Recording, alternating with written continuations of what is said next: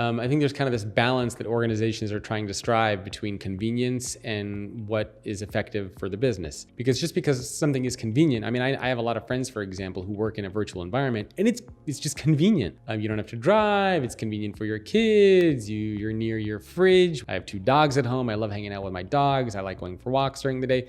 It's convenient, and it's convenient for a lot of people out there. But is it also the best thing for the business? And that's kind of the balance that we need to be focusing on all the time. In other words, it can't just be about the convenience for the people. It can't just be about what's good for the business. There needs to be a balance between the two. So how do we figure out what is convenient for employees and also good for the business? And that is, I think, the dialogue that we need to be spending more time having. Where is that overlap between the two? Do you want to hear something really crazy?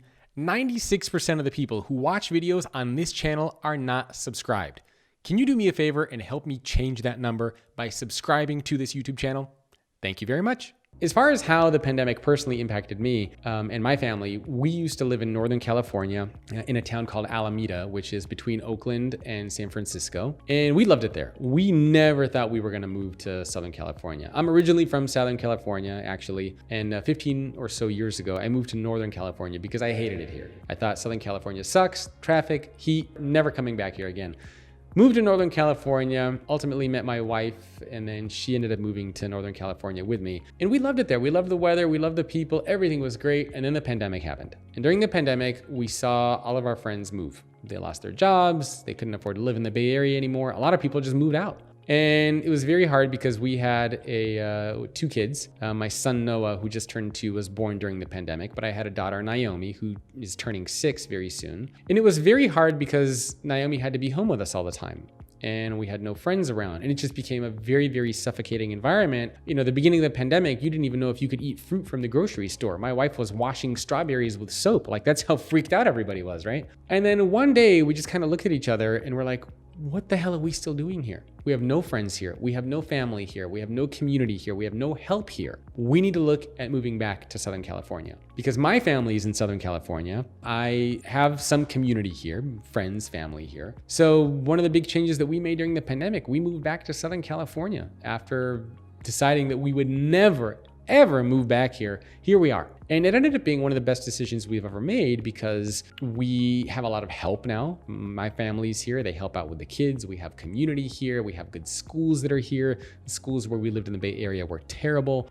We have friends here. We have community here. So we made a very big life decision, a very big life change that ended up being a very huge positive for us. So from a personal standpoint, I'd say that was the biggest impact. From a professional standpoint, 100% of my talks went to staring at a camera. I used to give 50 talks at organizations and events around the world. I would travel hundreds of thousands of miles every year, and that went down to literally 0. And now things are opening up a little bit. I mean, I'm traveling a little bit now, but it's still nowhere near what it used to be before. And so I'm giving a lot of talks virtually, which is, of course, there are pros and cons to that. The pros are I get to spend time with my kids. I get to see my 2-year-old grow up, take his first steps. We're potty training him now. If I were on the road all the time, I would be missing all of these really cool moments and spending time with my family, which I'm very, very grateful for. But it is different.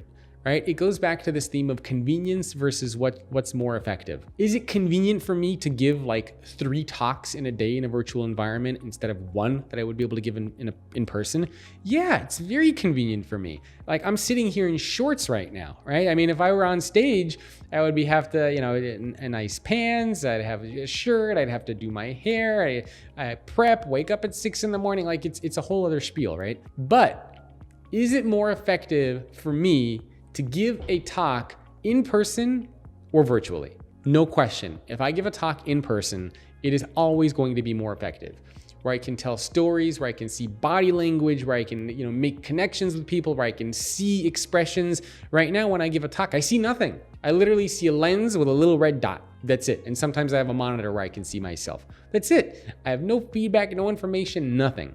And I like to pace when I give talks. I like to move. I like to engage with people. I like to ask people to show me their hands if I'm doing a poll question. I can't do any of that. So yeah, it's very convenient for me to be in a virtual world, but I can't say it's as effective being in a virtual world.